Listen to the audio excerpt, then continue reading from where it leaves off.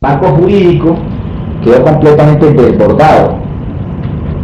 Entonces vivimos un proceso de insubordinación, de desobediencia civil. La gente desbordó el marco de la ley. Los trabajadores del Estado o empleados públicos, pese a que estaba prohibido el ejercicio del derecho a la huelga, y a la presentación de pliegos de peticiones y de negociación colectiva por la ley, de hecho abordaron ese camino del hecho que fue obligando al Estado a sí mismo a entrar en un terreno de negociación política. Entonces el marco legal quedó completamente desbordado por la insubordinación, por la insurgencia armada, por la desobediencia civil, por todo un movimiento social muy fuerte que reclamaba una reestructuración del Estado colombiano, unas nuevas relaciones del Estado y el ciudadano, unas nuevas relaciones entre el Estado y la comunidad. Pues el Estado se empezaba a ver, era como un Estado evidentemente represivo, un Estado policía, un Estado que lejos de resolver problemas era el problema. Entonces el Estado era el problema. Se fue gestando en el país una idea o una iniciativa, una concepción anti-Estado. El responsable de todos los problemas era el Estado y por lo tanto había que luchar contra el Estado. Era una lucha de confrontación contra el Estado para destruirlo y a partir de allí levantar o construir una nueva legitimidad, una nueva institucionalidad, acorde a los intereses de las mayorías, acorde a los intereses de las organizaciones sociales, populares, políticas, sociales. Ese periodo llevó a lo que hoy estamos viviendo como a la búsqueda de una nueva institucionalidad política, en lo que conocemos como la Asamblea Nacional Constituyente, la posibilidad de un nuevo consenso político, de unas nuevas relaciones, de unas nuevas reglas del juego entre el Estado y la comunidad y la sociedad. ¿Para qué? Para poder resolver los problemas por las vías democráticas, por las vías civilizadas, por las vías de los procesos del derecho. Porque realmente lo que las cifras y las estadísticas nos mostraban era una descomposición creciente, impresionante, como por ejemplo el hecho de registrar el año pasado una cifra de 29.000 homicidios en el país. Cifra que ningún país del mundo puede aguantar en condiciones donde supuestamente no hay una guerra declarada. Eso demuestra el nivel de descomposición y de confrontación y de violencia por el encuentro de una nueva institucionalidad, de unos nuevos derechos y de unas nuevas posibilidades de participación en la toma de decisiones. El movimiento social, entonces, tenemos que registrarlo y reconocerlo claramente como uno de los actores principales del periodo anterior, que empezó a levantar no solamente reivindicaciones de tipo social, como los servicios públicos, las tarifas, la ampliación de programas asistenciales a la comunidad, de guarderías, de acueductos, alcantarillados, escuelas y hospitales, etcétera, sino que empezó a plantear reivindicaciones de orden político. Reivindicaciones de orden político, sobre todo las de los derechos individuales, la protección y los derechos civiles y políticos de todo ciudadano, el derecho a la vida, el derecho a la libre expresión, el derecho a la opinión política, distinta a la oficial, el derecho a la defensa en los procesos judiciales, en fin, una serie de derechos que se venían conculcando de una manera grave, registrados en lo que nosotros conocemos como la guerra sucia. Es decir, el problema de las torturas, de las desapariciones forzadas, el problema de las masacres que hemos registrado, sobre todo desde el año 86-87, donde el movimiento social fue prácticamente quien llevó la peor parte. O sea, la sociedad civil, la organización popular, la organización que tiene como instrumentos de lucha sus formas participativas, cívicas, ciudadanas, en gran medida fue quien llevó la mayor cuota de sangre y de vidas en el último periodo. decir, al fin y al cabo, las organizaciones armadas en su confrontación con el Estado, pues saben a qué atenerse. Pero lo que registramos con mayor gravedad es que es la población civil la que ha sufrido con mayor rigor el problema de la violencia. Esto ha llevado, en cierto modo, a un desgaste y a lo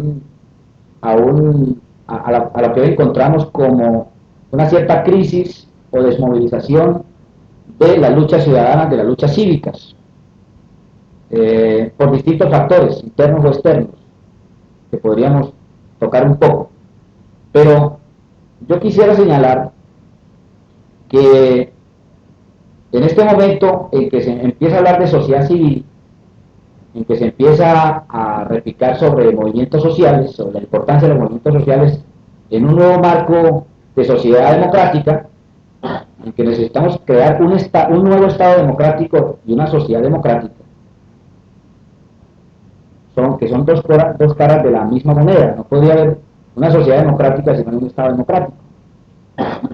Y en este momento donde se requiere, a partir de la nueva Constitución, sentar las bases de una nueva institucionalidad, donde el problema no es ya confrontar y destruir al Estado opresor, represivo y policía, sino participar en la construcción de un nuevo Estado.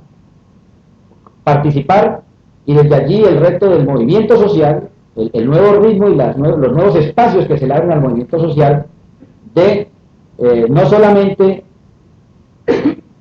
pedirle al Estado que le resuelva problemas, sino participar en las tomas de decisiones dentro del Estado, lo que significa un nuevo rol para los movimientos sociales y populares. Esto en la óptica de lo que llamamos la participación comunitaria, los comités en este proceso de descentralización de la salud, de la educación, de las juntas administradoras locales, de los referéndums locales, de la participación en las juntas directivas de las empresas de servicios públicos por parte de los usuarios, espacios que se abren para la participación ciudadana y que implican una nueva opción de orden político, en cuanto a que va a defender unos intereses, en cuanto a que va a defender unos derechos que ha venido reclamando, en cuanto a que va a ser un actor que va a sentarse en la mesa donde se van a analizar los problemas y donde va a tener que asumir la tarea de elaborar sus propias propuestas de solución a los problemas. Es decir, es superar la vía práctica de la oposición y de la protesta, característica de los movimientos sociales, para pasar a un nuevo nivel de proposición y de alternativas de solución a los problemas. Es el nuevo escenario y la magnitud del compromiso que los movimientos sociales en este momento tienen.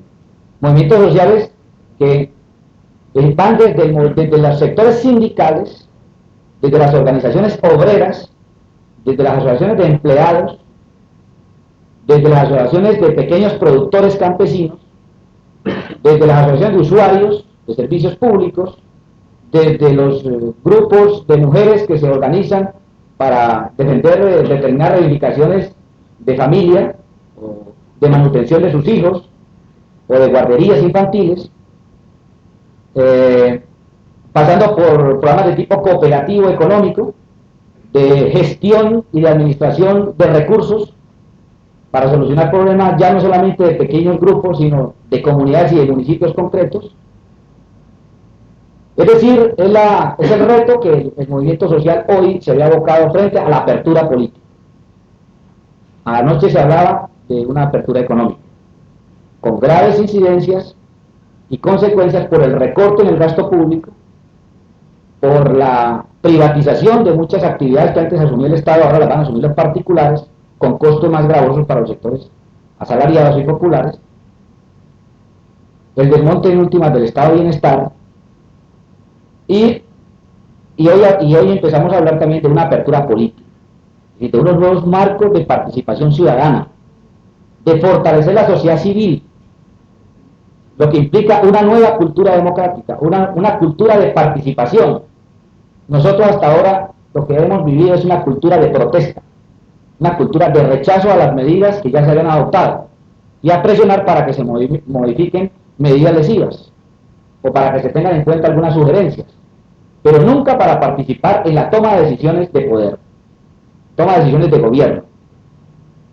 Entonces, en esta coyuntura de esta apertura, en esta apertura política, donde por ejemplo el nuevo municipio colombiano va a definir sus propios planes de desarrollo, será en última la participación de la comunidad, el nivel de organización de la comunidad y de la ciudadanía, la que va a incidir en mayor o menor medida en el diseño de su plan de desarrollo, en el diseño de su presupuesto municipal, en los rubros de inversiones y gastos, de cuál va a ser las prioridades de planes de inversión, por ejemplo, con la participación ciudadana. Eso implica que terrenos que antes para la izquierda eran prácticamente herejías participar allí, como es la gestión pública. La gestión pública era considerada un terreno para los burócratas de los partidos tradicionales. Hoy la gestión pública debe ser un espacio que tienen que asumir los movimientos sociales y las organizaciones políticas democráticas que se planteen desde un punto de vista alternativo. La gestión pública con una opción distinta en el manejo del Estado y en la relación del Estado como autoridad con la comunidad. También esta nueva coyuntura política de apertura plantea la necesidad de desarrollar todo un proceso de formación para un nuevo liderazgo social. ¿En qué sentido? Hasta ahora los movimientos sociales, en ese marco contestatario, eran simplemente, o buscaban más bien una intermediación por parte de los partidos políticos. Los partidos políticos se convertían entonces en los intermediarios de los movimientos sociales para ir a ventilar sus problemas o a buscarle solución a sus problemas. Entonces eran las organizaciones políticas las que tenían una representación ante organismos del Estado para ver cómo después iban a la comunidad a ver si le resolvían o no los problemas. Hoy los partidos políticos, particularmente lo que en Colombia se conoce como partidos políticos liberales y conservadores, están en una profunda crisis y en una profunda incredulidad política. No han sido capaces de resolver los problemas de la sociedad colombiana, son los responsables en gran medida de la profunda crisis y la violencia que ha vivido el país, y por eso empiezan a emerger nuevas fuerzas políticas y sociales. Pero donde la comunidad también empieza a plantearse que no va a quedarse esperando que hayan otros intermediarios para que gestionen sus problemas, sino que los movimientos sociales también asumen un rol político, un rol para participar como movimientos sociales en gobiernos locales, por ejemplo, los alcaldes cívicos, por ejemplo, los movimientos cívicos que a partir de un programa de reivindicaciones muy concretas lanzan ciertos candidatos, ciertos programas de orden local, particularmente para participar en los gobiernos locales. Esto es un proceso bien interesante que tiene que llamarnos a mirar cómo es posible empezar también a transformar las prácticas políticas, las formas de organización de la comunidad, la participación en ese proceso de ser gobierno y ser poder, y sobre todo con una característica, uno, que los movimientos sociales son movimientos pluralistas, es decir, están integrados por personas o por grupos de personas que tienen distintas formas de pensar, tienen cumplen distintas actividades de trabajo, de gremios o actividades profesionales, tienen distintas creencias religiosas, pero están articulados por problemas comunes, problemas muy concretos, problemas que viven como comunidad en el momento concreto, y que a partir de esas organizaciones buscan una solución concreta a esos problemas, una solución para allá. Esos movimientos sociales empiezan a crear también una nueva cultura de la tolerancia, de la participación, del pluralismo, de lo que algunos planteamos como expresión de la sociedad civil, de una auténtica sociedad civil con un sentido participativo, es decir, del uso de los derechos ciudadanos en igualdad de condiciones del uso de los derechos sociales para la participación en la lucha por mejores condiciones de vida. Entonces, ese espacio de reivindicación de los movimientos sociales, que asume un nuevo protagonismo político, también establece unas relaciones con los movimientos políticos, los movimientos sociales. Es decir, que independientemente de que tienen sus propias reivindicaciones y programas, los movimientos sociales necesitan relacionarse tanto con el Estado, con los gobiernos, como con otras organizaciones políticas que inciden en la toma de decisiones, sin perder su autonomía. El día que los movimientos sociales, reivindicativos, se endosen a determinada organización política, pues o se disuelve el movimiento social y algunos de sus militantes que simpatizan con la organización política engrosan las filas de la organización política, sería un camino, o la otra tiene su propio programa, el movimiento social, y tiene la capacidad de interlocución propia, su personalidad propia, su programa propio, sus dirigentes propios, para incidir o para ponerse de acuerdo y hacer énfasis en puntos comunes desde la organización política y los movimientos sociales para sacar adelante determinadas reivindicaciones bien concretas sin perder su naturaleza como movimiento social.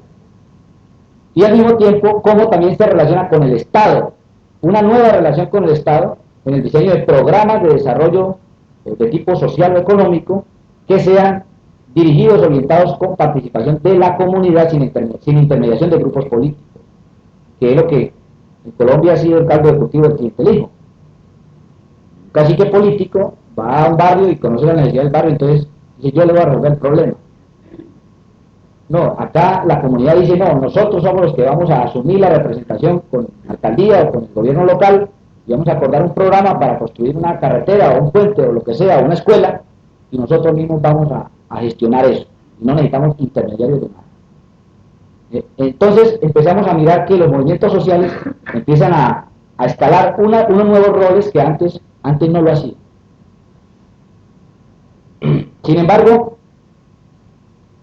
es necesario que hoy también miremos algunos elementos que tienen que ver con la influencia ideológica y política de los movimientos sociales. Está claro que los movimientos sociales están influidos por ideologías políticas. Está claro que allí confluyen distintas opiniones y distintas concepciones. Y que en gran medida determinan el comportamiento, las actitudes, sus formas de organización. Hoy en el país y en el mundo se vive una profunda crisis ideológica, desde el campo popular o desde las izquierdas, desde las propuestas socialistas o de vanguardias obreras, si se quiere. Eso prácticamente está en lo que muchos han denominado la crisis del socialismo real, materializada en el derrumbe del muro de Berlín, la desaparición del Estado, la República Democrática Alemana, lo que conocemos hoy con el proceso interno en la Unión Soviética y la perestroika, la crisis de la izquierda de nuestro país. Ese es un problema muy serio.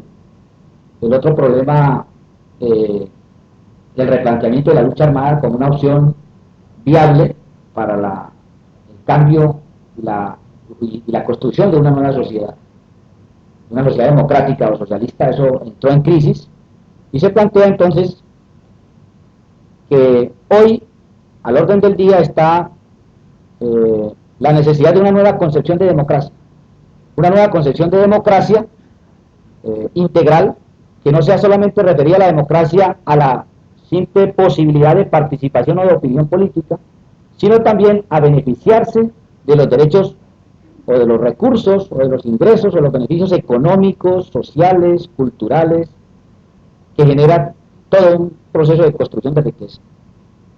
Es decir, donde la democracia en su integralidad reconoce al hombre en toda su magnitud como ser humano, como ser social, y donde tiene que atender el conjunto de necesidades, el conjunto de valores de esa comunidad, de esa sociedad.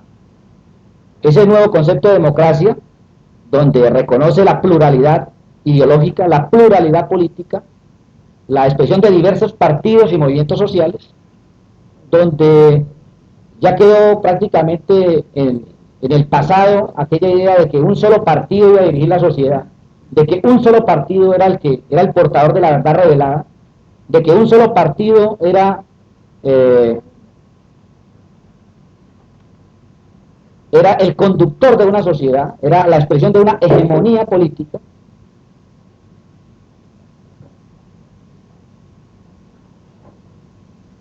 Eso prácticamente quedó ya completamente revaluado.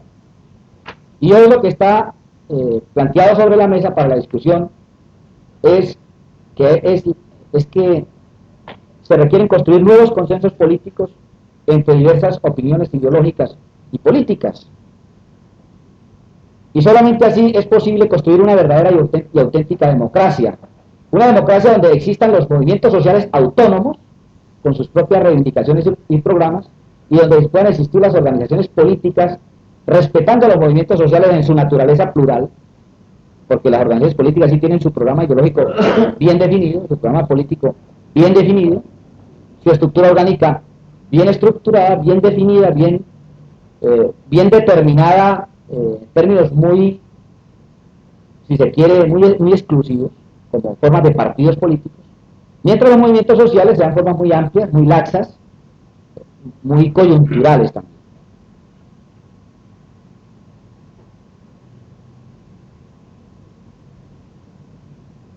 La situación de los movimientos sociales en Colombia hoy es muy crítica, a pesar de que se abren nuevos espacios de participación ciudadana. Por ejemplo, el caso de las juntas administradoras locales no ha sido entendido suficientemente como un espacio de ejercicio democrático local. Y en muy pocas ciudades en el país se ha logrado que la comunidad empiece a presionar, empiece a exigir que esta reglamentación de las comunas se haga una realidad. Ha sido casi que más bien expresión de determinadas corrientes políticas o fuerzas políticas las que han permitido estos procesos que todavía son muy incompletos. Precisamente porque tenemos una gran dispersión, movimientos sociales están muy dispersos, son coyunturales, o más bien temporales, si se quiere, temporales por los problemas que los lleva a explotar, como los paros cívicos u otras formas de protesta ciudadana. Están un poco aislados, o bastante aislados, unos de otros, y no logran ganar un nivel de mayor interlocución o de presencia en la vida política y social nacional. Sus formas organizativas son supremamente frágiles, muy, muy, muy pobres, si se quiere, en su estructura organizativa interna, fácilmente vulnerables, no tienen programas de reproducción ideológica, política, programática, de investigación social, y eso hace que fácilmente el Estado prácticamente salga adelante y divide los movimientos sociales o prácticamente los liquide. Hoy, por ejemplo, el movimiento sindical tiene, que es por decir algo, como el sector que tiene más nivel organizativo, más tradición de lucha, más derechos acumulados, mayores niveles de experiencia en la lucha directa social, en la negociación misma de conflictos. Es un sector que está profundamente dividido y atomizado, y no tiene, frente a los fenómenos mundiales de la economía, por ejemplo, no tiene ni siquiera un estudio actualizado para tener alguna mínima respuesta coherente frente a la crisis económica y la apertura económica. Es un movimiento todavía muy contestatario, no tiene escuelas de formación de sus propios líderes, no tiene un nivel de seguimiento a los fenómenos económicos, es demasiado pragmático, no tiene niveles de relación con universidades, por ejemplo, o centros de estudio e investigación, que les permite alimentarse de un análisis y un seguimiento de la coyuntura para poder actualizar sus propias reivindicaciones y sus propias plataformas de lucha. Ese es un problema muy, muy serio. Y ni qué hablar de su propia estructura orgánica interna, son estructuras orgánicas determinadas por el Código Laboral, formas completamente caducas, burocratizadas, que impiden una participación democrática y fluida de los trabajadores en la vida interna de sus organizaciones. Además, centradas en la confrontación eminentemente salarial o económica. La forma sindicato en nuestro país se redujo a la lucha o por la estabilidad en el empleo, o buscar algunas cláusulas que garanticen un mayor nivel de empleo y estabilidad laboral, o para recomponer la pérdida del poder adquisitivo del salario, es decir, la revisión de salarios, porque no podemos hablar de aumentos de salarios. En Colombia no existen aumentos de salarios, sin embargo los trabajadores siguen cada año, cada 2 años presentando peticiones de revisiones salariales y algunas pequeñas reivindicaciones, y de ahí prácticamente no han salido. Por eso, en gran medida, su crisis y su pérdida de credibilidad. Hoy hay necesidad de plantearnos seriamente la necesidad de fortalecer los movimientos sociales, pero fortalecer los movimientos sociales a partir de la nueva realidad política en el país, a partir de la apertura política de nuevos municipios, de la erupción de nuevas fuerzas políticas, de la conformación de una nueva institucionalidad donde los movimientos sociales van a ser actores, repito, van a ser actores, van a tener la capacidad de decidir, de proponer, de defender una serie de principios, de valores, de derechos de todo un conglomerado, que es lo que va a garantizar el proceso de democracia y de una sociedad auténticamente enrutada por la defensa de los derechos humanos, por la defensa de los derechos sociales, por elevar la calidad de vida de la población, por generar una nueva cultura de participación, en fin, por una nueva realidad que es la que en últimas todos hemos estado esperando. En Colombia han surgido también algunos nuevos movimientos, todos seguramente los hemos oído mencionar. Además del movimiento sindical tenemos un movimiento cooperativo que poco o nada le dice a la opinión o a las comunidades, salvo a los pequeños grupos asociados, que son pequeños guetos aislados unos de otros. Las cooperativas no están integradas en un movimiento cooperativo, aunque su doctrina cooperativa está planteada como la integración cooperativa, los principios de la cooperación, realmente eso no se cumple. Son pequeños guetos aislados para resolver pequeños problemas, y en el país existen 5.900 cooperativas que, si tuvieran una nueva orientación, una nueva concepción de lo que puede ser el movimiento de esas organizaciones sociales, con una incidencia económica concreta, seguramente que podría incidir en nuevos espacios, en nuevas posibilidades. Tenemos un movimiento comunal con 43.000 asociaciones comunales en todo el país, pero idénticamente asociaciones comunales que de un barrio a otro no pasan de ser personas o personajes que se apoltronan en una directiva durante tantos años, más con un sentido de hacer política a determinado grupo que defender los intereses de una comunidad.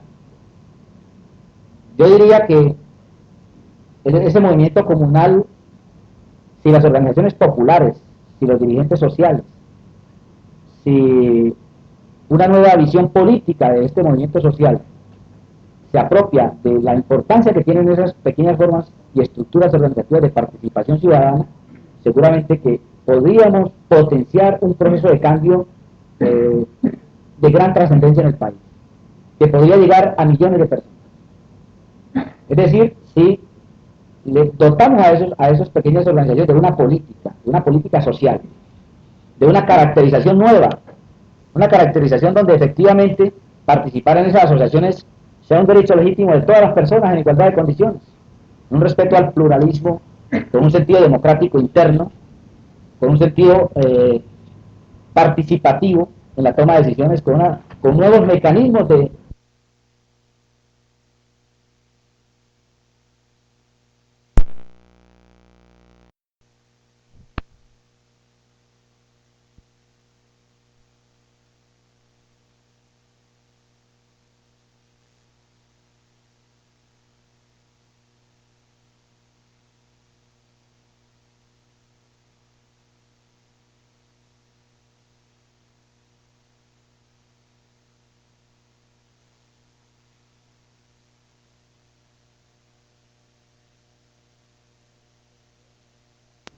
¿verdad? Revelada sobre todo en este periodo de derrumbe de paradigmas, donde lo que hay es incertidumbre por todas partes, y ahí es un proceso de búsqueda de alternativas, búsqueda, pero nadie se atreve a decir yo tengo la fórmula. Los movimientos estudiantiles,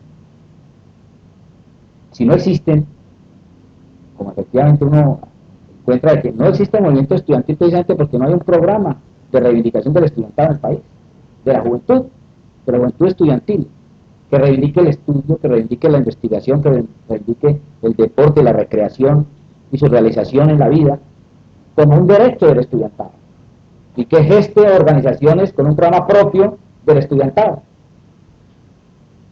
Eso hace que son pequeños círculos de estudio, pequeños grupos que se esfuerzan por hacer análisis de realidad, estudiar problemas particulares específicos, pero que no logran trascender la comunidad estudiantil, no logran trascender para convertirse en interlocutores frente a las políticas educativas del Estado, o de la universidad, o del colegio, o del municipio, y no logran participar en la planeación educativa. Un movimiento estudiantil, pienso yo, tiene legítimo derecho y es una necesidad en el país frente al problema educativo. Si no existe movimiento estudiantil, la comunidad educativa está coja. Está coja porque quienes van a tomar las decisiones van a ser el gobierno, y de pronto el gremio de los maestros y los estudiantes, que son las últimas. Las víctimas, pues no van a tener vocería ni participación en cómo es que debe ser la educación, en cuál debe ser la calidad de la educación, en cuál debe ser la responsabilidad académica de los profesores o los presupuestos del Estado. Entonces, efectivamente, hay que levantar un programa democrático en defensa de la educación desde los estudiantes, pero eso lo determinan son los estudiantes y las ideas fuerza que logren interpretar el sentir del estudiantado y generar un movimiento estudiantil. Un movimiento estudiantil no se decreta, un movimiento estudiantil se construye y se crea a través de la acción, de la movilización, de la orientación una correcta implementación, que se inserte en un proceso de construcción de sociedad, donde los que vayan saliendo van dejando una herencia de pensamiento, de ideología, de organización a los que vienen atrás. El problema no está ahí precisamente. ¿Ah? El problema de los movimientos estudiantiles no está ahí precisamente. Precisamente en eso, en que no hay un proceso de reproducción. ¿Quién queda para que eduque a los que están atrás de... No hay escuelas de formación de reproducción ideológica, política, organizativa, de liderazgos propios. Entonces, igualmente el sindicalismo tiene exacto problema, solamente que lo mantienen son las estructuras jurídicas, las jurídicas de que existe un reconocimiento ante un ministerio y alguien ocupa un cargo en la directiva, pero no tienen un ideario propio, no tienen un programa propio, un programa de formación de nuevos líderes, de reproducción ideológica, o política, o técnica, o administrativa, para tener nivel de discusión, de interlocución frente a los actores con los cuales se va a enfrentar en la vida cotidiana. Entonces yo creo que sí estamos en mora de construir un movimiento estudiantil, de seriamente sentarnos a pensar en eso, porque es un actor importante, y Colombia es un país joven, muy joven. Los jóvenes y los estudiantes yo creo que están ya siendo casi la mitad de este país, y entonces algo tienen que decir. Frente a la crisis de las ideologías, porque no es solamente la ideología de las izquierdas o el socialismo real o de las formas de organización política o de la lucha armada, sino es también la crisis de los partidos tradicionales. Por todos lados hay crisis. Es un problema, la crisis ideológica está por todos lados. Efectivamente sí existe un pragmatismo, un intento de construir una nueva teoría desde nuevas experiencias concretas, desde nueva forma de resolver los problemas. Pero yo diría que estamos en un periodo de cierto modo, de laboratorio de una nueva conceptualización política de la democracia. Hoy en América Latina el problema central está en la construcción de una auténtica democracia. Una democracia así, a secas y concretas, sin apellidos. Una democracia con unas nuevas connotaciones cuando hablemos de democracia. Porque lo que hay que decir es que hasta ahora en América Latina no ha habido democracia. No ha existido. Y el punto que puede aglutinar un proceso de transformación de sociedad, un proceso de de reordenamiento del Estado, de las instituciones, a partir del respeto a los derechos fundamentales, ciudadanos y humanos, es la democracia. Una democracia donde realmente las mayorías sean las que decidan. Una democracia donde las formas de participación de la comunidad sean auténticas, sean representativas. Una democracia donde nadie corra el peligro de ser eliminado físicamente por sus ideas políticas o por la controversia ideológica. Donde las discusiones se den con un nivel de tolerancia y de entendimiento, pero donde las decisiones las tome la mayoría y se acate lo que diga la mayoría. Una democracia donde efectivamente la redistribución del ingreso nacional sea equitativa en términos de que haya un proceso de erradicación de la miseria, de la pobreza, donde estemos enrutados hacia un proceso de bienestar social, económico y cultural. Esos serán los hechos que dicen si hay un proceso de construcción de democracia, no si hay más elecciones o no hay, si hay más o menos elecciones. De manera que yo afirmo que estamos en un proceso de construcción de una nueva teorización, de una nueva ideología de la democracia para los países específicos y concretos de América Latina. Las realidades de pronto del Asia o del África, aunque viven condiciones similares de dependencia, de atraso, de pobreza, pues, pero allá tendrán otros fenómenos culturales y sus propias formas de organización y de opción para determinar sus propias formas de resolver sus problemas. Es el punto de la autodeterminación de los pueblos a resolver sus problemas y a dotarse de las formas de hacer gobiernos para sí mismos, de gobernarse por sí mismos, y no de copiar modelos que de pronto creo que ese ha sido el problema en este país. Todo ha sido importado. Todo ha sido importado. Algunos dicen que el problema es que aquí el comunismo internacional viene a imponer modelos extranjeros. Resulta que los modelos de la democracia colombiana fueron los primeros que se importaron, ¿no? Entonces, uno no sabe cuál fue el primer modelo político importado. De manera de que dotarnos de un modelo auténticamente latinoamericano, democrático, yo creo que es el proceso que se inició desde el periodo de la lucha por la paz, la lucha por la democracia, el diálogo nacional, la apertura política, el reconocimiento de un sistema político pluralista, una nueva carta constitucional con unas nuevas reglas del juego, unos nuevos consensos, reconocimiento de los movimientos sociales como actores políticos que tienen su propia personalidad, su vocería, su reivindicación, su derecho a participar en la toma de decisiones, y la posibilidad de un plan de desarrollo que se ajuste a las necesidades del país y no a los modelos que diga de pronto el Fondo Monetario Internacional o el Banco Mundial. Eso dependerá, por ejemplo, el próximo Congreso de la República, su composición podrá determinar el alcance de las nuevas leyes del país. La constituyente apenas son unos cimientos, unos principios de derecho, pero las leyes serán las que van a reglamentar el alcance de esas normas, el alcance en el nivel de aplicación, de beneficio, de cobertura, de compromiso del Estado. Entonces, en ese marco tenemos que asumir un papel, me parece, donde los movimientos sociales tienen que volcarse a participar allí para que esas leyes interpreten y defiendan las reivindicaciones de los sectores sociales. O si no, toda la vida los movimientos sociales van a quedar simplemente por fuera, rechazando, protestando y haciendo contestación a decisiones que tomen otros. O nos metemos a la política, o otros deciden por nosotros. O nos metemos en la participación en las decisiones, o vamos a ser simplemente los que dejamos las constancias de protesta. Entonces yo creo que la dinámica está en eso. Yo creo que sí hay elementos de una nueva dinámica, de una nueva mística política, que ya no, de pronto en este momento no es el socialismo, es una democracia. Es una democracia que realmente es la que estamos construyendo desde nuevos consensos y de nuevas posibilidades, y que todavía seguramente habrá mucho por decir, por hacer y por ver. Es un proceso muy nuevo, me parece. Sobre el poder de los líderes del movimiento social, yo creo que todas las personas tienen derecho legítimo de aspirar. La aspiración es un derecho, me parece, de toda persona, aspirar a hacer algo en la vida, profesional, técnicamente, económicamente, socialmente, es propio de la naturaleza humana. Y los líderes pues aspiran a, a ganar mayor nivel de cobertura, de participación o de incidencia en la toma de decisiones. Me parece entonces que los movimientos sociales lo que necesitan es no conformarse con tan poquita cosa, es lo que yo digo. Los líderes del movimiento social tienen que pensar más en grande, no solamente en ser el líder de la junta comunal, sino pensar de pronto en ser el concejal del municipio, o en ser el alcalde, o en ser el representante de la cámara, o en participar en un equipo donde se decida el manejo económico de determinado proyecto. Es pensar antes, es más allá.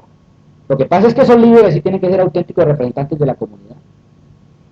De una comunidad que tiene que fiscalizar a esos líderes, que tiene que revocarle el mandato el día que no cumplan con sus obligaciones, con sus mandatos, con sus deberes. Unos líderes que realmente representen a unos intereses colectivos, porque es que lo que hemos tenido en este país hasta ahora son caciques, no líderes realmente populares.